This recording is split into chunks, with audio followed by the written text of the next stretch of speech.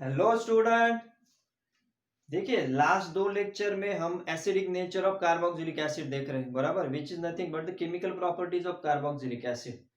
तो उसमें हमने क्या क्या फैक्टर्स देखे थे। जैसे पहले लेक्चर में हमने समझ लिया कि कार्बोक्सिलिक एसिड सबसे ज्यादा एसिडिक इन नेचर है as compare to phenol, and phenol are more acidic. देखिए अगर यहाँ पे लिखना है तो RCOOH जो है, RCOOH they are more acidic than phenol, और phenol they are more acidic than ROH, right. ये हमने देखा था, इसका रीजन भी चेक किया। उसके बाद लास्ट लेक्चर में हमने देखा था pK value, depending on the pK value acidic nature कैसे बढ़ता है या फिर डिक्रीज होता है। जैसे शॉर्ट में मैंने आपको क्या बताया था कि एसिडिक नेचर जो है वो inversely proportional to your pKa, बराबर। ये सबसे ज्यादा इंपॉर्टेंट, ये मैंने आपको प्रूव भी करके दिखाया था। मैथमेटिकल एक्सप्रेशन हमने लिया था और उससे हमें पता चला था कि पीकेए जितना जितना ज्यादा रहेगा उतना एसिडिक स्ट्रेंथ कम रहेगी। अल्टीमेटली इसका फॉर्मूला भी क्या था कि H प्लस आयन जो थे, right, H plus ion increases तो के ए ऑल्सो इंक्रीजेस, और के अगर इंक्रीज होती है तो पीकेए इट विल डिक्रीज, और पीके अगर डिक्रीज होता है तो ultimately acidic nature increases. It is inversely proportional, right. साथ साथ हमने कुछ फैक्टर्स देखे थे। देखिए इसको अच्छे से समझ लीजिए, इनमें काफी बार क्वेश्चन पूछे गए नीट में, जेई में, एसिडिक नेचर और एग्जाम्पल तो आज हम प्रैक्टिस करने वाले, लेकिन साथ साथ मैं आपको रिवाइज कर रहा हूँ कि acidic nature inversely proportional to pK. आपको कई बार पीके की वैल्यू दी रहेगी और आपको उसमें से डिपेंडिंग ऑन डिक्रीजिंग और इंक्रीजिंग ऑर्डर आपको अरेंज करना है। तो जितनी ज्यादा पीके की वैल्यू उतना कम acidic that compound will be. Okay, साथ साथ हमने कुछ फैक्टर्स देखे थे। फैक्टर मतलब हैलोजन के नेचर हमने देखा था। जितने मतलब फ्लोरीन, क्लोरीन, ब्रोमीन, आयोडीन अगर होंगे तो फ्लोरीन, क्लोरीन, ब्रोमीन और आयोडीन, मतलब ये सीक्वेंस रहेगी। किसी एसिड में अगर फ्लोरीन रहता है तो वो सबसे ज्यादा एसिडिक रहेगा, उसके बाद क्लोरीन, ब्रोमीन और फिर आयोडीन। ये क्यों ऐसा? Depending on the electronegativity, the nature to withdraw the electrons towards itself for this elements, बराबर। इनके एग्जांपल हम करेंगे, मैंने आपको बताया था। और एक पॉइंट हमने देखा था कि distance, distance of the group, मतलब डिस्टेंस कहाँ से, distance from the carboxylic acid. तो वो डिस्टेंस जितना क्लोज रहेगा कार्बोक्सिलिक एसिड के, मतलब इलेक्ट्रॉन विड्रॉइंग ग्रुप का डिस्टेंस जितना क्लोज उतना वो ज्यादा एसिडिक, और जैसे डिस्टेंस इंक्रीज होता है वैसे ही एसिडिक नेचर डिक्रीज होता है। That's it. ये दोनों लेक्चर में हमने कवर कर लिया है। आज क्या करेंगे हम? आज वही जो सीखा है उसकी प्रैक्टिस करेंगे हम, बराबर, एग्जांपल्स के थ्रू। तो देखिए कुछ एग्जांपल्स मैंने कॉमन एग्जांपल लिखे, काफी बार पूछे गए, बराबर। हाँ, और ये एक पॉइंट है, कौन सा? इलेक्ट्रॉन विड्रॉइंग ग्रुप की कैपेसिटी, मतलब आपको एग्जांपल्स में दिए होंगे कुछ ग्रुप्स, जैसे एक एसिड दिया है और इसमें फ्लोरीन है, बराबर, तो ये सबसे ज्यादा एसिडिक रहेगा। उसके बाद नाइट्रो, उसके बाद साइनो, उसके बाद एक्स। एक्स मतलब क्या? हैलोजन।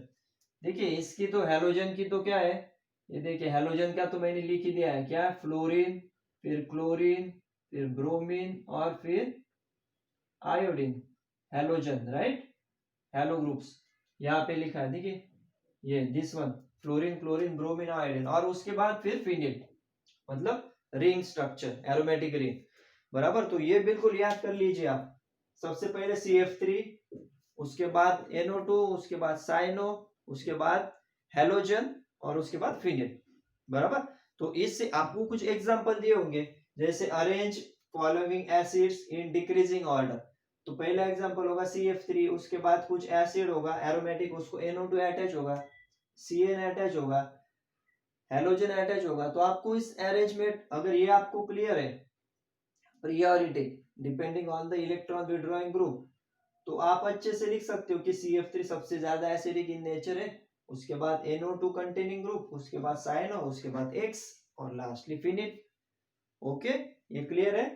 उसके बाद अभी देखिए हम एग्जांपल्स करते कुछ, तो एग्जांपल से आपको और क्लियरिटी आ जाएगी। देखिए क्वेश्चन कैसे पूछे जाएंगे आपको, arrange in decreasing order of acidity और इंक्रीजिंग, वाइस वर्सा, डिक्रीजिंग और इंक्रीजिंग ऑर्डर ऑफ एसिडिटी। तो देखिए अभी हम सॉल्व करते हैं तो आपको क्लैरिटी आ जाएगी। अब जैसे पहला एग्जांपल देखिए, इसमें क्या बताया आपको, एक तो ये CH3COOH एसिडिक एसिड, उसके बाद ये क्लोरो एसिडिक एसिड, उसके बाद प्रोपियोनिक एसिड या फिर प्रोपेनोइक एसिड और फॉर्मिक एसिड, बराबर।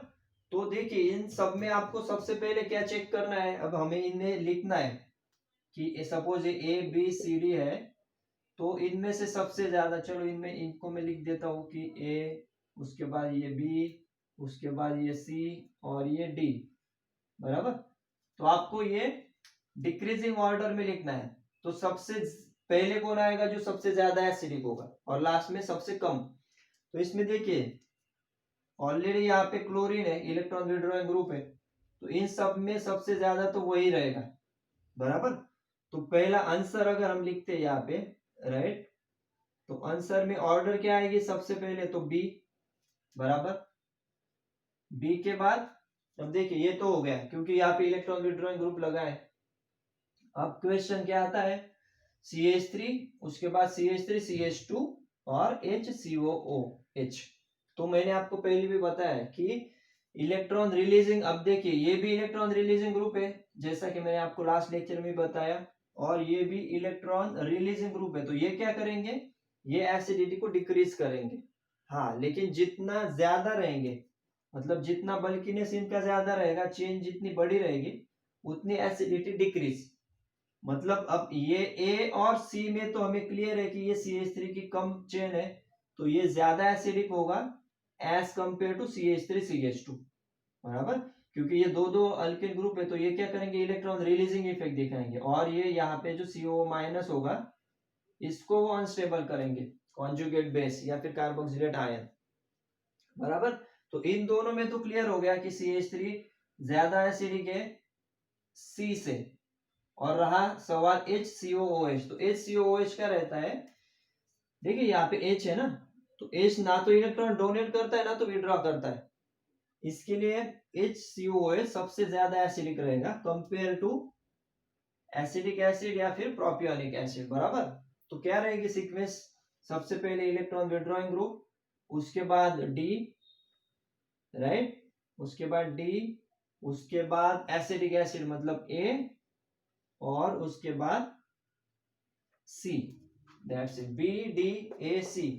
B मतलब ये chloro, already electron withdrawing group, advantage इसके बाद इसके पास इलेक्ट्रॉन विड्रॉइंग का। उसके बाद D मतलब क्या, देखिए HCOH मतलब क्या रहेगा, अल्टीमेटली H है, उसके बाद C डबल बॉन्ड O और H। तो H अगर रिमूव भी हो जाता है, इस पे आएगा माइनस, तो क्या होता है, इनमें क्या होगा, अल्टीमेटली रेजोनेंस देखने को मिलेगा हमें, यहाँ पे रेजोनेंस होगा, फिर यहाँ पे इलेक्ट्रॉन विड्रॉ होगा, इस पे माइनस आएगा, ये तो मैं आपको लास्ट लेक्चर में भी बता चुका हूँ। और ये जो H है ये इतना रोल प्ले नहीं कर रहा, लाइक फॉर इलेक्ट्रॉन रिलीजिंग और electron withdrawing group formic acid के केस में। हाँ, लेकिन इसके जगह पे हम CH3 अटैच करेंगे तो इलेक्ट्रॉन रिलीजिंग ग्रुप बढ़ जाएंगे, और एक अटैच करते हैं CH3 CH2, तो और रिलीजिंग ग्रुप है, मतलब इलेक्ट्रॉन रिलीजिंग ग्रुप बढ़ रहे हैं, मतलब क्या, एसिडिटी क्या हो रही है हमारी, डिक्रीज हो रही है, बराबर।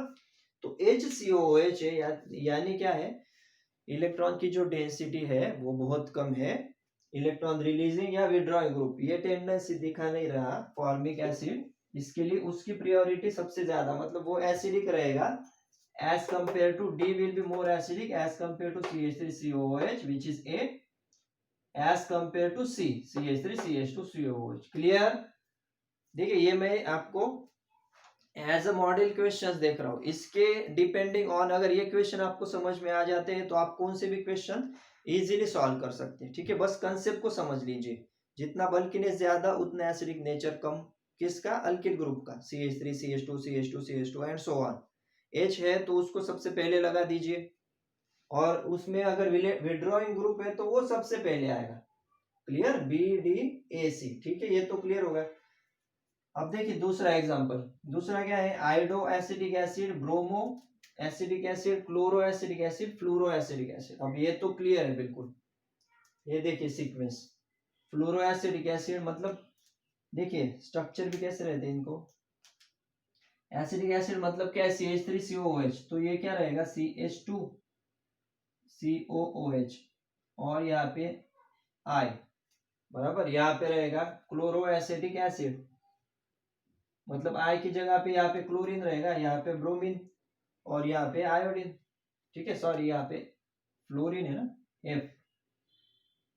FCH2, उसके बाद ClCH2, BrCH2COOH, और यहाँ पे ICH2COOH। ठीक है, मतलब अल्टीमेटली क्या, ये तो ऑलरेडी आंसर मैंने बता दिया। देखो फ्लोरीन है तो सबसे ज्यादा इलेक्ट्रोनिगेटिविटी है, इसके लिए सबसे ज्यादा एसिडिक रहेगा फ्लोरीन। देखिए फ्लोरीन सबसे ज्यादा एसिडिक, उसके बाद क्लोरो, ये तो सीक्वेंस आंसर जैसे है वैसे ही फॉर्म में, उसके बाद ब्रोमो, और सबसे लास्ट में आयोडो, बराबर। मतलब फ्लोरो, क्लोरो, ब्रोमो, आयोडो। ये देखिए fluorine, chlorine, bromine, iodine, that's it. ये क्लियर। अरेंज इन डिक्रीजिंग, मतलब ये डिक्रीजिंग, सबसे लोएस्ट जो है वो सबसे लेस एसिडिक है, और सबसे हाईएस्ट जो है it is highly acidic. Okay, दूसरा भी क्लियर। अब देखिए तीसरे की तरफ आते हैं। इसमें क्या है, अब इसमें एलिफेटिक भी है और एरोमेटिक। देखिए पहले हम थोड़ा इजी ले रहे हैं, उसके बाद और हार्डर जा रहे हैं। तो यहाँ पे क्या है, एरोमेटिक भी है, एलिफेटिक भी है। तो उस केस में एरोमेटिक में भी आपको क्या देखना है कि उसको इलेक्ट्रॉन रिलीजिंग ग्रुप अटैच है या इलेक्ट्रॉन विड्रॉइंग। वैसे देखा जाए तो यहाँ पे देखिए फिनिल लिखा है हमने, मतलब as compare to aliphatic, phenyl मतलब एरोमेटिक स्ट्रक्चर तो पहले आएगा। जैसे देखिए इनमें COOH है और CH3COOH, बाकी तो इनको तो हम देखते हैं OCH3 या फिर NO2, लेकिन ये और ये अगर इनको हम लिखते हैं ABCD,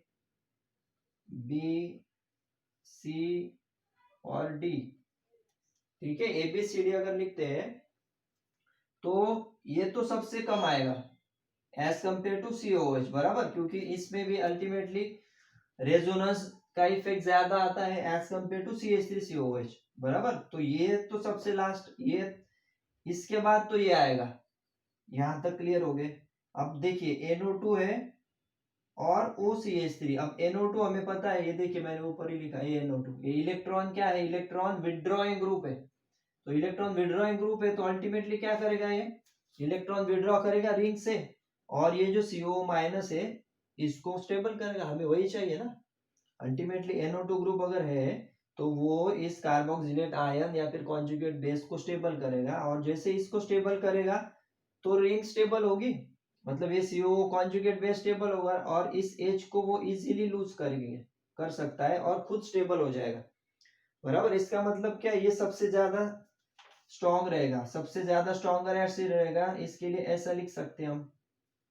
उसके बाद COH आएगा, और OCH3 मतलब क्या है, अब देखिए मिथॉक्सी ग्रुप है, मिथॉक्सी तो क्या होगा, इलेक्ट्रॉन रिलीजिंग, तो इलेक्ट्रॉन रिलीजिंग, और ये विदाउट इलेक्ट्रॉन, यहाँ पे कुछ भी नहीं। इसका मतलब क्या है, ये रिलीजिंग है तो ये इससे ज्यादा, मतलब इससे कम एसिडिक होगा, क्योंकि यहाँ पे कुछ नहीं है। इसका मतलब क्या है, रिलीजिंग से इलेक्ट्रॉन विड्रॉइंग ग्रुप से ये ज्यादा एसिडिक है, ये कम एसिडिक है। देखिए इलेक्ट्रॉन विड्रॉइंग ग्रुप से ये कम एसिडिक है, लेकिन इलेक्ट्रॉन रिलीजिंग ग्रुप जो है उससे ये ज्यादा एसिडिक है, मतलब लाइक दिस, बराबर। और लास्ट में ये हो गया आपका आंसर, मतलब ये जो नाइट्रो है, बराबर, क्या नाम आएगा इसका, ortho meta para, para nitro benzoic acid is more acidic than acetic acid, then क्या रहेगा ये, ऑर्थो मेटा पैरा, पैरा पे para methoxy, para methoxy benzoic acid, और लास्ट में आएगा आपका एलिफेटिक। क्लियर। कैसे किया हमने, NO2 देखा, इसके लिए सबसे पहले ये आएगा, उसके बाद एज सच, उसके बाद ये रिलीजिंग है, बराबर। रिलीजिंग मतलब क्या कर रहा है, ये इस चेन को वीकर बना रहा है, इस एसिड को, और ये जो है ये इलेक्ट्रॉन विड्रॉइंग ग्रुप है, बराबर। इसके लिए ये कार्बोक्सिलेट आयन या कॉन्जुगेट बेस को ज्यादा स्ट्रॉन्ग कर रहा है, राइट, NO2, और ये है इलेक्ट्रॉन रिलीजिंग, इसके लिए ये less stable, but it is more acidic as compare to aliphatic, ठीक है ना। तो ये सीक्वेंस आएगी, मतलब ये डी सबसे ज्यादा, उसके बाद सी, फिर बी और फिर ए। डी सी बी ए, डी सी बी ए, ठीक है। ये कंफ्यूजन होगा आपको, नीचे ही मैंने कर दिया है 1 2 3 4, this will be highly acidic और ये सबसे कम, ठीक है। यहाँ तक क्लियर। उसके बाद देखिए और एक एग्जांपल है, लास्ट एग्जांपल, इससे और क्लियरिटी आएगी आपको। अब देखिए COOH, ये भी बेंजोइक एसिड है, बेंजोइक एसिड, बेंजोइक एसिड, यहाँ पे भी बेंजोइक है, यहाँ पे भी बेंजोइक है।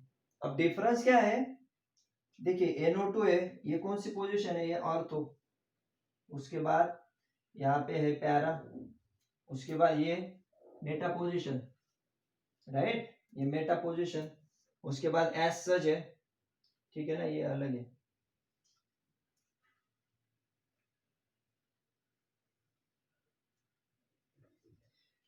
ठीक है, फोर्थ एग्जांपल। और उसके बाद इलेक्ट्रॉन रिलीजिंग, मतलब देखिए अब क्या होगा, पोजीशन वाइज अगर मैं आपको बताऊं तो कौन सी है, ऑर्थो पोजीशन, उसके बाद पैरा और उसके बाद मेटा। तो एसिडिक नेचर सबसे ज्यादा ऑर्थो का रहेगा, फिर पैरा और उसके बाद मेटा, ठीक है। ये आप बिल्कुल क्लियर कर लीजिए, इसका रीजन भी आपको बताता हूं मैं क्यों। क्योंकि देखिए जितना क्लोज रहेगा, यहाँ पे कौन सा फैक्टर आएगा, डिस्टेंस का, बराबर, ये फैक्टर। अब देखिए NO2 मतलब क्या है, इलेक्ट्रॉन विड्रॉइंग ग्रुप है, ये देखिए इलेक्ट्रॉन विड्रॉइंग ग्रुप, तो ये सबसे पास है किसके, कार्बोक्सिलेट आयन के, तो इसके लिए इलेक्ट्रॉन विड्रॉ करना इजी होगा, और जितना इजीली इलेक्ट्रॉन विड्रॉ करेंगे फास्टली, उतने ज्यादा स्टेबल कर सकते हैं, तो इसका इम्पैक्ट ज्यादा रहेगा। उसके बाद NO2 देखिए ये कौन सी पोजीशन पे, ये तो ऑर्थो पे, ये पैरा पोजीशन पे, तो पैरा पोजीशन पे NO2 है, मतलब डिस्टेंस तो बढ़ गया, बराबर। और जैसा हमने रेजोनेंस में देखा था, तो रेजोनेंस में हमने क्या देखा था कि जो बेंजीन मतलब रिंग जो रहती है, बराबर, वहां पे क्या रहता है, ऑर्थो, उसके बाद पैरा और फिर से ऑर्थो, इन तीन पोजीशन पे माइनस आता है। इसके लिए मैंने ये प्रायोरिटी लिखी कि ऑर्थो सबसे ज्यादा एसिडिक, उसके बाद पैरा और लास्टली मेटा। उसका रीजन क्या है, क्योंकि मेटा पे तो कौन सा चार्ज आता है, प्लस आता है रेजोनेंस में अगर देखा जाए तो, लेकिन फिर भी इट इज मोर एसिडिक, मतलब it is more acidic then this one, okay. क्योंकि कुछ ना कुछ तो ज्यादा इंपैक्ट ही रहेगा अगर इलेक्ट्रॉन विड्रॉएंगे, whether it is present at meta position, बराबर, ये तो मेटा पोजिशन है ना आपकी, दिस वन इज मेटा। तो इन तीनों में सबसे स्ट्रॉन्ग कौन सी रहती है, और ऑर्थो, बिकॉज ये सबसे ज्यादा है क्लोज। उसके बाद पैरा, क्योंकि दोनों पोजीशन पे निगेटिव चार्ज आता है रेजोनेंस में, बराबर, रेजोनेंस स्ट्रक्चर हम काफी बार देख चुके हैं। इसके लिए 2 नंबर पे आएगा सबसे ज्यादा दिस वन, पहला, बराबर। उसके बाद ये हो गया आपका ऑर्थो, ओ नाइट्रो, ठीक है, यहां पे लिख दो ओ नाइट्रो बेंजोइक एसिड, राइट। उसके बाद पैरा पोजीशन पे, उसके बाद ये आ गया पैरा नाइट्रोबेंजोइक एसिड, उसके बाद आएगा मेटा पोजीशन पे मेटा नाइट्रोबेंजोइक एसिड, उसके बाद एस सच बेंजोइक एसिड, और लास्ट में कौन सा आएगा, OCH3। देखिए OCH3 मतलब क्या हो गया, अभी वही बताया आपको, ये देखिए इनका क्या इफेक्ट है, ये तो इलेक्ट्रॉन रिलीजिंग है, तो इलेक्ट्रॉन रिलीजिंग है वो तो फिर अनस्टेबल कर देंगे कॉन्जुगेट बेस को, COO को। अगर वो अनस्टेबल कर रहे हैं तो क्या एसिडिटी डिक्रीज हो जाएगी, इसके लिए ये सबसे लास्ट आएंगे, बराबर। तो देखिए ortho nitrobenzoic acid, ortho position, ये पोजीशन बस क्लियर कर लीजिए, ऑर्थो, उसके बाद पैरा और उसके बाद मेटा, बराबर। ऑर्थो 1 2 1 3 1 4, ऑर्थो पोजीशन सबसे पास है, इसके लिए ये माइनस भी रहता है, इसके लिए ये सबसे ज्यादा एसिडिक रहेगी। उसके बाद पैरा, उसके बाद मेटा, ठीक है ना, कंफ्यूज मत होइए, सर मेटा तो पास लग रहा है हमें एज कंपेयर टू पैरा, बराबर है, लेकिन मेटा पोजीशन पे क्या आता है, रेजोनेंस में प्लस चार्ज आता है, माइनस जनरली कहाँ पे, इलेक्ट्रॉन की डेंसिटी यहाँ पे ज्यादा है, और इलेक्ट्रॉन की डेंसिटी साथ साथ इलेक्ट्रॉन विड्रॉइंग इफेक्ट, बराबर, माइनस आर इफेक्ट जिसको हम कहते हैं, ये इस केस में ज्यादा है, और तो और पैरा पोजीशन, इसके लिए इनको ज्यादा प्रायोरिटी मिलेगी, और डिस्टेंस वाइज ये सबसे ज्यादा, उसके बाद पैरा, फिर मेटा, उसके बाद COOH और लास्ट में इलेक्ट्रॉन रिलीजिंग, वो तो अल्टीमेटली डिस्टेबिलाईज ही कर रहा है, बराबर। इसके लिए सबसे ज्यादा क्लियर है आपको। ये छोटी छोटी चीजें है, लेकिन ये अगर आप क्लियर कर लेते हो तो बिल्कुल इजीली आप समझ सकते हो। कौन सा भी एग्जाम्पल आएगा तो आप इजीली हार्डली 10 सेकंड में आप इंक्रीजिंग डिक्रीजिंग ऑर्डर में लिख सकते हो, ठीक है। Halogen family depending on the distance, उसके बाद रिलीजिंग ग्रुप, विड्रॉइंग ग्रुप, बस ये पॉइंट्स अच्छे से क्लियर कर लीजिए। ओके, आई होप आपको अच्छे से क्लियर हो गया होगा। यहाँ पे क्या देखा लगे तो रिवाइज कर देता हूँ मैं। सबसे पहले कौन सा आएगा, विड्रॉइंग ग्रुप, उसके बाद फॉर्मिक एसिड, फिर बल्कि नेचर बढ़ा इसके लिए CH3, और लास्ट में CH3CH2 BDAC। उसके बाद ये तो पता है आपको, फ्लोरीन, क्लोरीन, ब्रोमीन, आयोडीन, सबसे ज्यादा फ्लोरीन है इसके लिए डिक्रीजिंग ऑर्डर में। उसके बाद यहाँ पे देखिए NO2 विड्रॉइंग ग्रुप था, इसके लिए ये सबसे ज्यादा एसिडिक। उसके बाद COOH, उसके बाद रिलीजिंग ग्रुप, और लास्ट में एलिफेटिक CH3COOH।